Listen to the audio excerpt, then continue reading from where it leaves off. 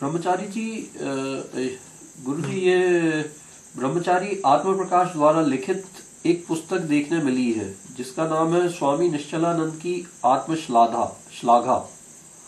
इस पुस्तक में पुरी के शंकराचार्य जी को अत्यधिक आत्म प्रशंसक बताया गया है। अभी तक इसका खंडन पुरी पीठ की तरफ से नहीं आया है, कृपया इस पर प्रकाश डालें। ऐसा है, हमारे पुरी पीठाधीश्वर जी महाराज जो हैं, उनका जीवन चरित्र एक ग्रंथ में लिखा है। एक जीवन ज्योति और चक्रव्यूह नाम का ग्रंथ है। वो ग्रंथ हमने पढ़ा है, और आप जिस पुस्तक की बात कर रहे हैं, जो खंडन जिसने किया है, वो पुस्तक भी हमने पढ़ी पूरी। उस पुस्तक को, जो आत्मश्लाघा नाम की जो पुस्तक बता रहे हैं आप, जो उस पुस्तक को यदि पढ़ेगा कोई व्यक्ति, तो उनकी पूरी पीठाधीश्वर जी महाराज के प्रति उसकी घोर उपेक्षा के वो हो जाएगी, उनके प्रति उसके मन में घृणा उत्पन्न हो जाएगी।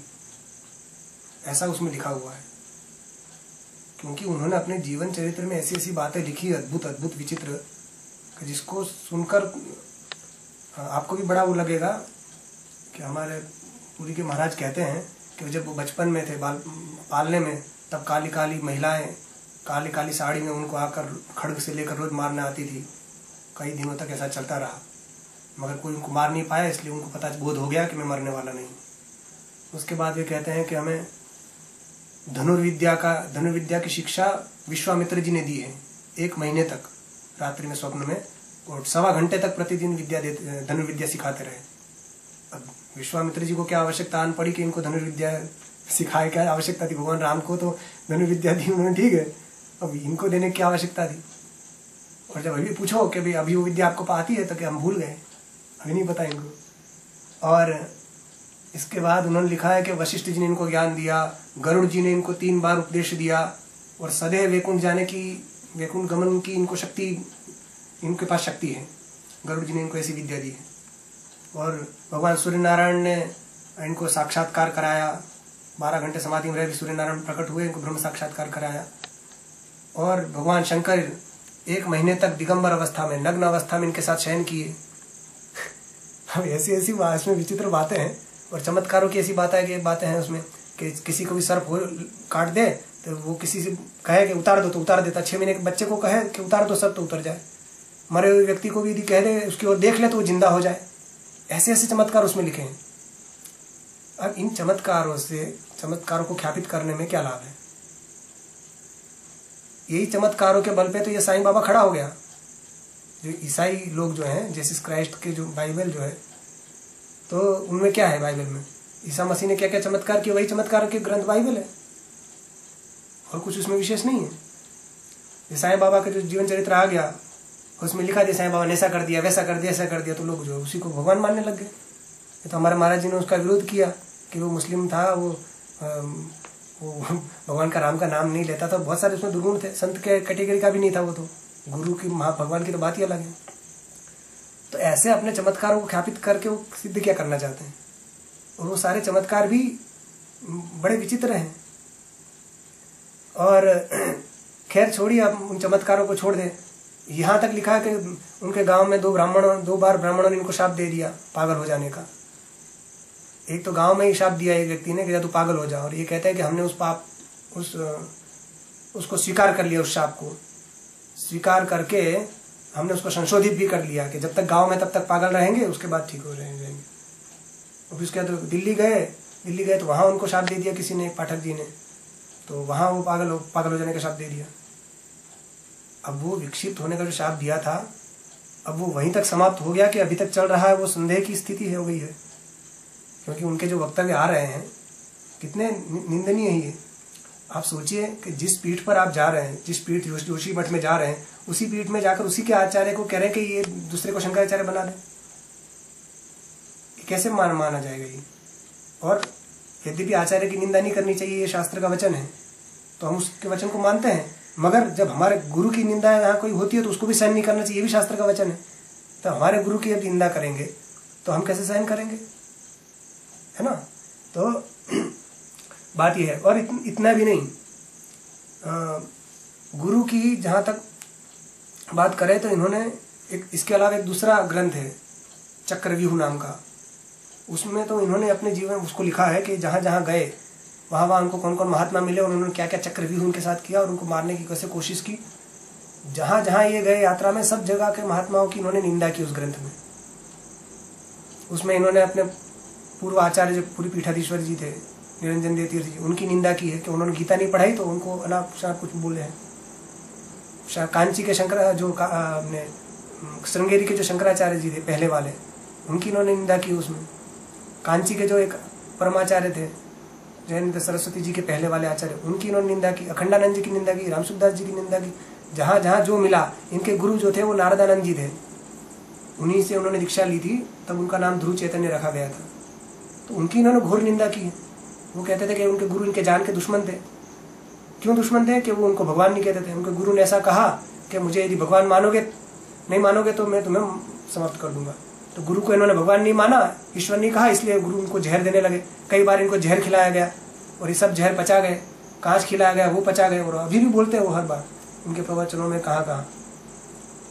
तो आप ये सोचिए कि उनके गुरु को उन्होंने कहा कि घोर ये रक्त के पिपासु राक्षस तुल्य सिद्ध किया उन्होंने नारदानंद जी को।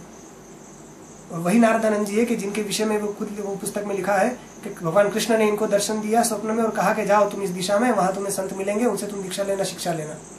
तो भगवान कृष्ण जिनको संत कह रहे हैं उनको ये राक्षस तुल्य घोषित कर रहे हैं। और इतनी घोर निंदा उन्होंने की है कि उनको मारने का प्रयत्न किया, फिर वो बच गए तो फिर और जितने उनके साथ वाले थे उनको मारने के लिए उन्होंने प्रयत्न किया। इतना विचित्र विचित्र बातें लिखी उन्होंने।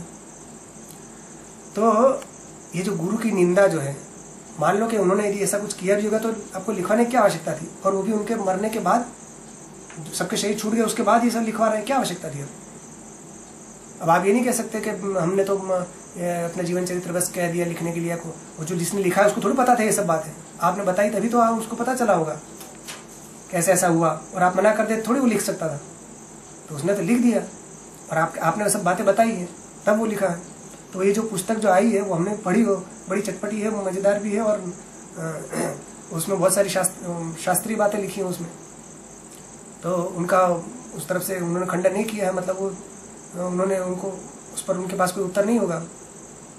खैर जो भी हो, उसमें जो गुरु निंदा उन्होंने की है वो सर्वथा स्वीकार्य नहीं है। और दूसरी बात जहां तक करें कि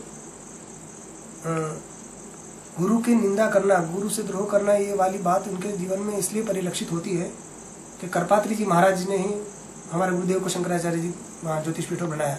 उन्हीं का ही एक खंडन कर रहे हैं एक प्रकार से कि ये पीठ छोड़ दें, दो पीठ पर नहीं रह सकते, कि ये ज्योतिष पीठ के अधिकारी नहीं है। और कहते क्या है कि हम अंदर से तो वासुदेवानंद को नहीं मानते हैं शंकराचार्य, हमारे गुरु जी के प्रति कहते हैं कि हम उन्हीं को गुरु मानते हैं, वो हमारे पूज्य हैं, हमारे सब हैं, हमारे गुरु तुल्य हैं, सब बातें बोलते हैं अंदर कमरे में, है ना। अभी हमारे महाराज जी के शिष्य उनके पास गए थे, वो बोल रहे थे वहीं पर कि हम बिल्कुल उनको मानते हैं, हमारे गुरु तुल्य सब है, तो हम मानते हैं कि ज्योतिष पीठ के, मगर हम बाहर नहीं करेंगे, कहेंगे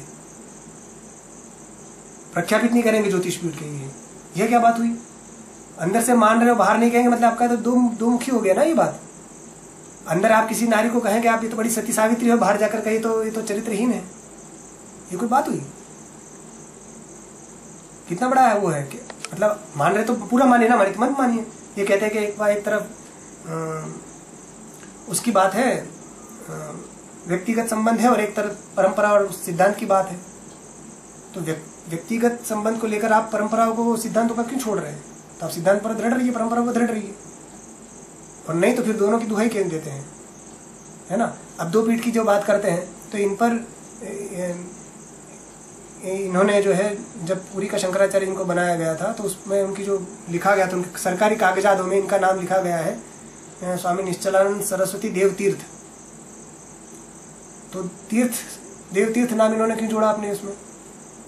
सरस्वती और देव तीर्थ दोनों अलग अलग योग पट्टे हैं, अलग अलग पीठ के हैं। तो एक व्यक्ति मिश्रा भी और पांडे भी हो, कैसे बनेगा? एक ही रहेगा ना। तो दो आपने नाम कैसे लिए, तो नाम कैसे लिखे? यदि वो नहीं लिखते तो शंकराचार्य नहीं बन सकते। तो आपने सरस्वती नाम छोड़ा और देव तीर्थ लिखा, तब आप शंकराचार्य बने। सरस्वती नाम योग पट्टे जो है इनको करपात्री जी महाराज ने दिया है। मतलब आपने उनको गुरु का दिया हुआ नाम छोड़कर आपने देवतीर्थ नाम स्वीकार किया, क्यों स्वीकार किया? आप कहोगे नहीं शंकराचार्य बनने के लिए किया, तो शंकराचार्य बनना था तो फिर मतलब इससे ये द्योतित होता है कि शंकराचार्य बनने के लिए आप अपने गुरु का भी नाम को छोड़ सकते हैं। मना कर देते नहीं बनना हमको शंकराचार्य, क्या दिक्कत है? कोई उनके बिना वो थोड़ी होता कि कोई व्यक्ति नहीं मिलता उनको। और ये हमारे गुरु पर आक्षेप करते हैं कि वो दो पीठ पर ना रहे। अरे जब तक अभिषेक ना हो जाए एक व्यक्ति का, तब तक वहां पर सब मेंटेन हर चीज का कैसे कर पाएंगे व्यक्ति? वो आसान नहीं है। और दूसरा, ये गुरुद्रोह की बात करते हैं तो निरंजन देव तीर्थ जी महाराज का जब शरीर शांत हुआ तो पुरी में, ये काशी में जब थे तो ये उनकी षोडशी तक भी काशी में नहीं रुके थे अपने गुरु की। उर्दू क्रिया जो होती है उसमें षोडशी तक भी नहीं रुके थे, चले गए थे पहले ही। तो यदि इनको, और ये भी कहते हैं कि ये जो ज्योतिष पीठ का जो विवाद है इसके कारण शंकराचार्य के प्रति घोर उपेक्षा और अनास्था की स्थिति पैदा हो गई है। ये बात भी उनकी ठीक नहीं है। वो आए कभी हमारे महाराज जी के देखें तो महाराज जी हमारे जहाँ जहाँ जाते हैं, मध्य प्रदेश हो, गुजरात हो, छत्तीसगढ़ हो, कहीं भी राजस्थान कहीं भी जाए तो हजारों की संख्या, सैकड़ों नहीं हजारों की संख्या हम लोग उनको दर्शन करने और उनको सुनने के लिए आते हैं। आज भी किसी भी गांव में चले जाए तो ढेर लोग और आस्थापूर्वक आते हैं। उनको बुलाया नहीं जाता है गाड़ी में भर भर के नेताओं की तरह, अपनी श्रद्धा से आते हैं और खूब कहाँ उपेक्षा की। आज भी महाराज जी के वक्तव्य जो आते हैं सब उसको लोग सुनते हैं, उस पर वो करते हैं। तो आस्था जो उपेक्षा की बात हो रही है पीठ के लेकर, वो कह रहे हैं कि पश्चिम जगत इससे प्रबल हो गया कि यहाँ की पीठ के कारण, ज्योतिष पीठ का विवाद के कारण कि पश्चिम जगत प्रबल हो गया और यहाँ की उपेक्षा शंकराचार्य की होने लगी। ऐसी बात नहीं है। हाँ, उनकी यदि व्यक्तिगत रूप से हमारे पूरी पीठाधीश्वर जी की उपेक्षा यदि होती हो तो हम नहीं कह सकते कि उनको अब वो सिंहासन पर नहीं बैठते हैं और भी बहुत सारी बातें हैं।